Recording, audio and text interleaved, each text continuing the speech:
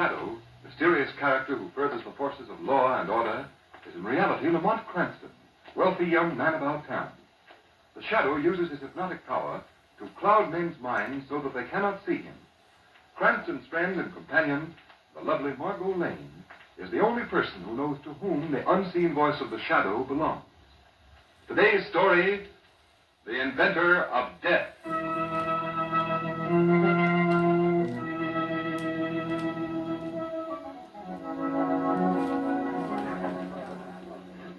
Oh, Lamont, this is really fun. I thought you might enjoy it, Margot. And you asked me to come to an exhibit at the Hall of Science. I began trying to think of fast excuses about sick grandmothers. Oh, really? Yes. I pictured a lot of stuffy old men mumbling in their beards about relativity or something. I see. This is really exciting. Look, what's that over there? Well, they have a sign up. Let's find out. All right. Demonstrating the scientific marvel of the age. The mechanical man. Mechanical man? That's what it says. It walks, talks, answers questions. Although made of metal, it can duplicate many things that man can do. Oh, come on, Margot, we can't miss this. Oh, Lamont, you've seen robots before. Yes, but you never know when one may be different, more advanced. Well, I'd like to bet this one's no different from the rest. Well, you I can't. beg your pardon. I couldn't help overhearing what you were saying just now. I hope that you'll forgive my intruding, but I think if you do go in, you'll find that this robot is entirely different from any that you've seen before. Oh, is it really? You seem to know quite a lot about it. Well, yes, I do. As a matter of fact, that is, you see, I invented it and built it myself. Oh, really? I know I shouldn't be out here in front talking to perfect strangers about my invention, but you see, I'm very enthusiastic about it. Naturally. Come on, George. They're waiting for you to start the demonstration. Oh, well, of course, dear. This is my wife, Mr. Cranston is the name, and this is Miss Margot Lane. How do you do? How do you do? My name is Alton. Mr. Alton? Well, aren't you coming in to watch? Oh, yes, certainly. I was trying to persuade Mr. Cranston to go in anyway. Wasn't I, Lamont? Why, of course. Oh, come right this way, please. Oh, what a little liar you are, Margot. I know, isn't it awful? If you'll come through this side door with me, I'll see that you get a good place to watch the demonstration. Why, thanks very much. And so, of course, here he is now, ladies and gentlemen. I'd now like to present the inventor of this mechanical man, Mr. George Alton. Mr. Alton, would you please step up here on the platform? Thank you. Thank you very much, ladies and gentlemen. Before I proceed with the demonstration, I'd like to tell you a little about this invention of mine. This galvanized gargantua is constructed on an entirely new principle. He is electrically controlled and can be operated by this small box here on the table. But he also responds to commands in the mind of the operator, rather than to certain sounds of the human voice, as has heretofore been the method of operation. Now, I'll bring out the big fellow and give you a demonstration which I think will convince you that I have not exaggerated in any way. Oh, Lamont, do you think such a thing is possible? Well, in the realm of science these days, Margot, anything is possible. I suppose so. Lamont, don't you know it's rude to stare? Oh, was I staring? I'm sorry. That man over there in the crowd interests me. Who? The hunchback? Yes. You notice anything peculiar about him? Peculiar? Yes, I'm speaking of his size. Size? What do you mean? Have you ever seen a hunchback so tall? Why, no, I don't believe I have. Now, ladies and gentlemen, I'd like you to meet my mechanical man, whom I have named Henry. Roll it right out here, if you please. Well, speaking of being tall, look at that robot, Lamont. He must be at least 10 feet high. That's right. I'm now going to order Henry to step down from this little platform that he's standing on. Now, you will notice that I don't give him any particular word. I just think the command, and Henry will obey. Now, watch.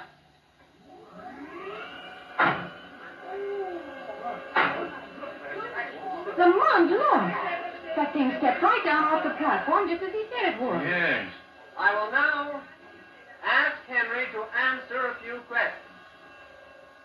Henry, how much is 2 and 2?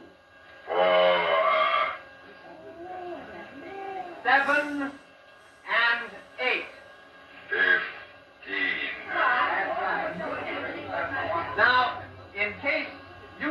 these answers are previously arranged, I'll ask anybody in the audience to ask Henry some question which he will answer. I'll ask him, what time is it?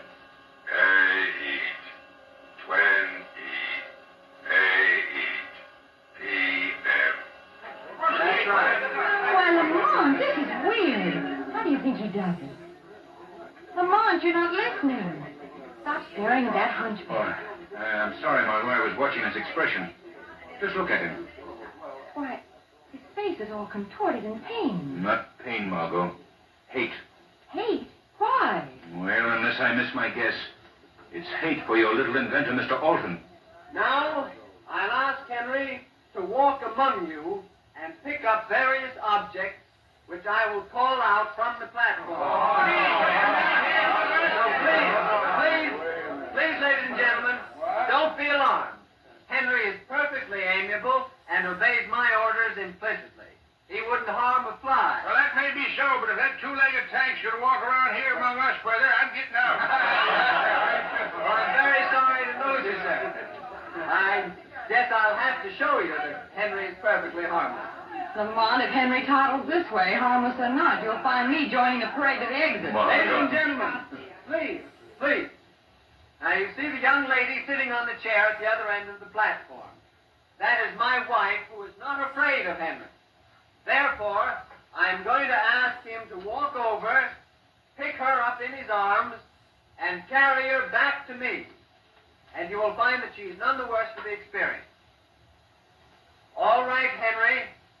You know what I want you to do.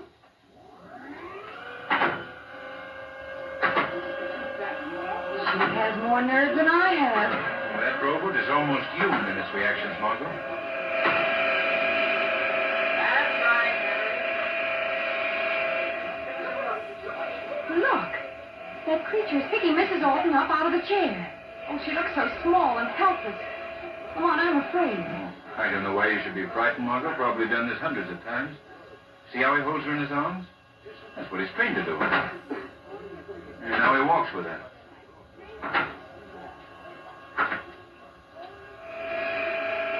Look, Lamont, the robot is stopped. Yes. Good Lord! No, Henry! No! Mrs. Alton is struggling to get down. Put her down! Put her down this minute! Margot, something's gone wrong. The machine is closing his arms about her. He'll crush her. Stop it, someone! Put her down! Put her down! You're killing her! Stop! Oh, my God!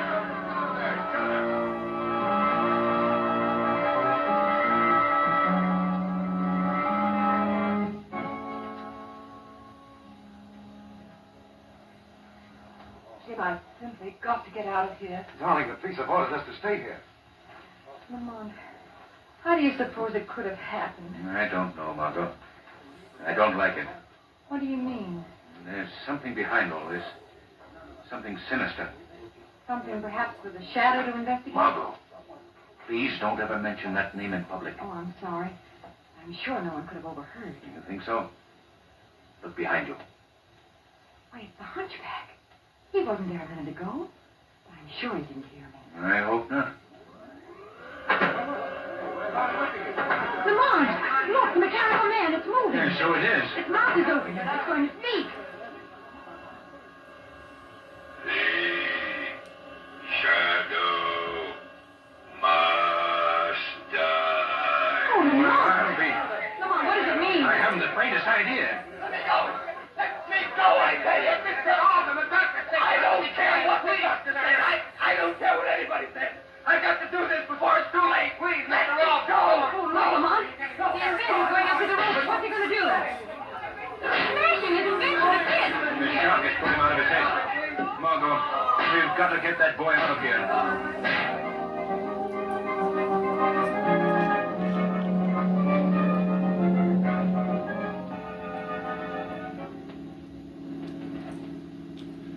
Drive a little slower, Margot. I think he's going to sleep. Oh, Lamont, the poor fellow. Yes. I imagine that outburst when he broke the machine relieved the nervous tension. He seems relaxed enough now. What a shock it must have been to him to see his wife killed in such a horrible accident. Yes. If it was an accident, Then you think it was murder. I don't know, Margot. I really don't know. Look, come on. Alton's eyes are open. I think he's waking up. No. Where am I? What's happened? We're just taking you to a place where you can get some rest. Well, oh, I see. My wife. My poor wife. Easy now, easy. Mr. Alton, you've got to help yourself at this point. Myself. What does it matter about me? Mr. Alton, do you have any enemies? Anyone who might be jealous of you or your invention? Enemies? No. Well, unless Dr. Zaruga. Dr. Zaruga, who's he? Well, he's an inventor. He devised a radio-controlled incendiary bomb which was turned down by the Army a year ago. It was too frightful a weapon to use even in modern warfare. Well, what has Dr. Zaruga got to do with you? What? Well, at the time the Board of Science accepted my invention for display, they turned down the robot invented by Dr. Zaruga. He was curious and... Oh, what does it matter now? What does anything matter? Why was Dr. Zaruga furious? He felt that he was being discriminated against in favor of others whose inventions were not as good as his. Made a scene about it. Then went back to his laboratory next to mine on Providence Street and locked himself in. He wouldn't see anyone for days. I see. One more question, Mr. Alton. This Dr. Zaruga, is he a hunchback? No. No, I believe he was at one time a high military officer in some European army. He was distinguished by his military bearing and piercing black eyes. Why do you ask? Oh, just an idea. I guess it wasn't a very good idea. Margot, see that car coming? Get over to the right-hand side of the road, Mark. Lamont, something's wrong with the steering wheel. What? I can't control the Put car. on the brakes, quick! I can't. The controls are locked. Margot, you look out! You're going to crash!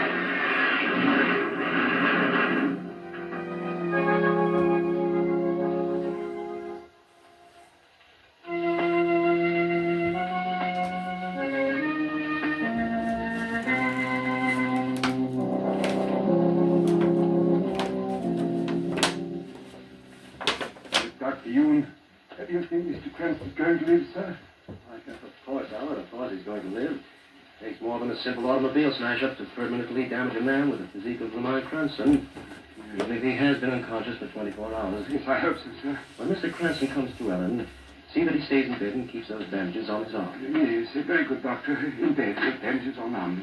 I'll do my best, sir. Good night, sir. Good night. Bed. Bandages on arm. Oh, dear. I'd better write it down so I shan't forget it.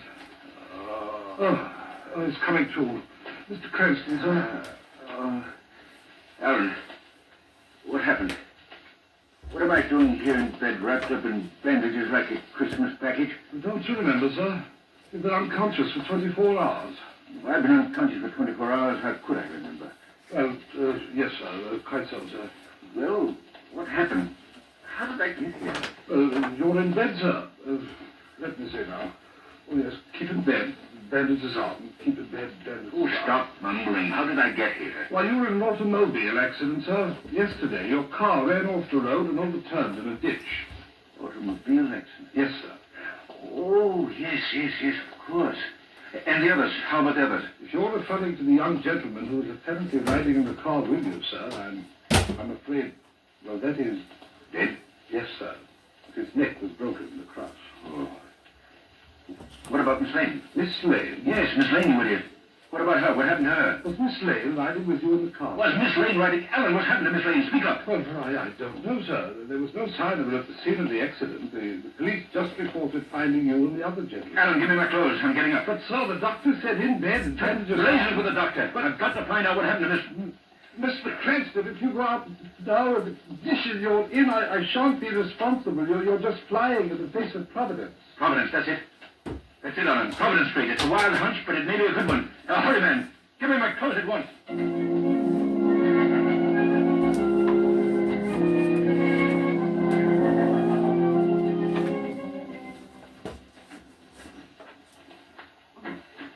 It's you. Yes, my dear. Dr. Zaruga, your humble son. You were hoping for someone else, eh? I don't know what you're talking about.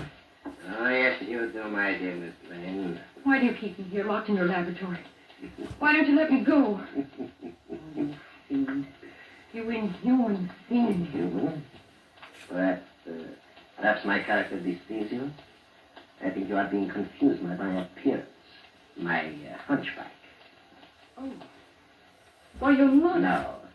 That hump on my back contains the electrical equipment by which I not only control my own inventions, but those of other inventors, who unfortunately are not as brilliant as I am. Then you're not a critic.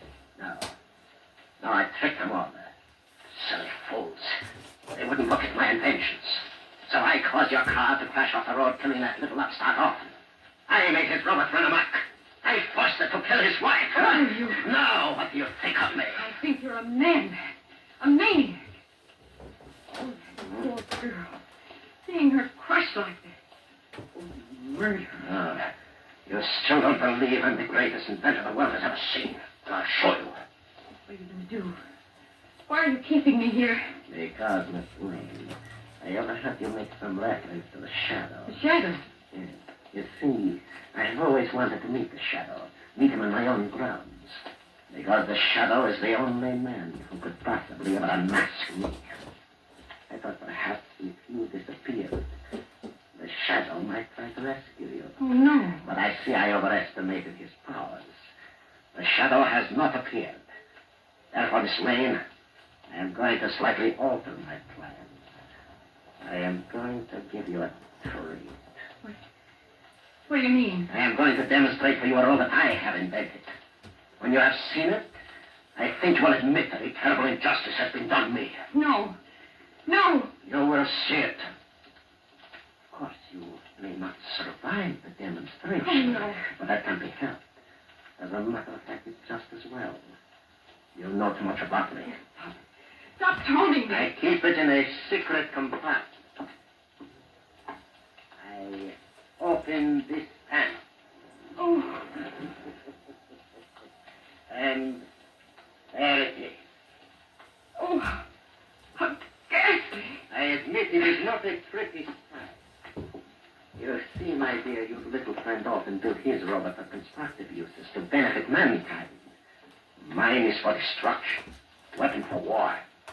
Imagine a regiment of robots like this marching against flesh and blood men. Oh, horrible. And now, I will show you how he works. Robot, step forward 3 paces. Oh, no. No, don't. Please. Now, I want you to go to that girl. No. Pick her up. But delicately. No, please, please. Delicately. I want her to see how gentle you can be. First. Now. No. Oh, no. No, don't let her come near me. No. Use this one to make the place a soundproof. Don't waste your breath trying to run away. The robot is so devised that electrically it can detect a living person. It will follow impeccably until it catches up. Or until I give the command to stop. Watch. Stop, robot. Let me out of here. Very well. I open the laboratory door. Please. You can run over the whole house if you like. The robot will follow you until he tracks you down. All right, my dear. Now, just stand still. We'll be over there quickly. Walk, robot. No. No. Now, Robert, pick her up in your arms. That's it. I do not like to be held in his arms. Do not worry, he won't crush you yet. First, he will just try to bring a useless embrace. Please let me go. Please, no. Oh, she's faint. Let her down, Robert. Later you will hold her again. There isn't going to be any later, Dr. Zaruta. Shut. Oh, you did come after all. I'm looking forward to this meeting. Just you and I in my laboratory. You expected me then? Yes, that's why I kept the girl here. I knew that you would come to us. I see. Very clever of you. I've been waiting to meet you for a long time, Shadow. Meet you and test my powers against yours. Just what are your powers, Aruga? I am the greatest inventor in the world. I have the greatest mind in the world. That's a modest estimate. You doubt me, then? Perhaps when we are finished, you will think differently. Finished? With what? You will find out. You see that robot? He is my servant, my slave, obedient to my every command. He is not bound by human limitations. He can see you, Shadow. He can see you. Wherever you are in this room, he will find you. When he does, I think you know what the result will be. What? You will be crushed to bits in his arms. You and the young lady, too. Dr. Zaruga, you've chosen a dangerous game. But let me warn you, two can play it, remember? You can't talk yourself out of this, Shadow. Robert, find this man. Rush him. I warned you, Dr. Zaruga. You warned me. At last, Shadow, you met your match. What avails man's mind against a machine? I agree with you, Dr. Zaruga. So I think we'd better eliminate the machine. Let go of me. What are you trying to do? I'm interested in knowing what's under your coat, Dr. Zaruga. No! Robert! Robert, help me! Let me go. There, your robot doesn't move very swiftly, does he? Now there. Put off. Well, an electrical control box. Don't touch that box. Don't touch it, I So swear. that's your secret, Doctor. This contraption with a hump on your back, which controls the other robot that saves the pair. Give me that box. Oh, no, Doctor. You think you've gained the upper hand, eh, Shadow? Well, I'll show you. You're still my prisoner in this room. You can't leave here and you won't ever leave here, ever. Where are your great powers now, Zaruga? I'll show you. I can operate the robot by hand. Keep away from that robot, Zaruga. Keep away. I'll show you. All I have to do is pick up this lever. No, Robert. You misunderstood. Not me. Not me, you fool. It's not me. Let me go. Help. It's crushing me.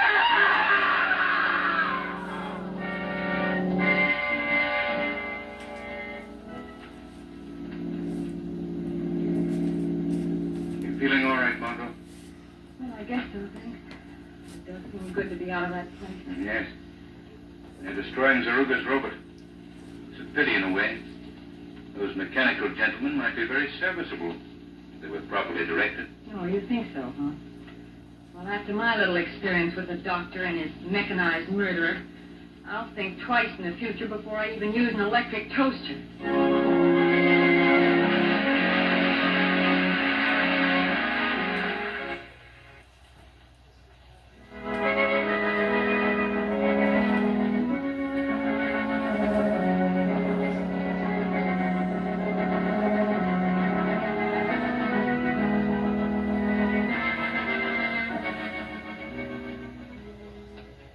Today's program is based on a story copyrighted by the Shadow magazine. All the characters and all the places named are fictitious. Any similarity to persons living or dead is purely coincidental. The Shadow magazine is on sale at your local newsstand.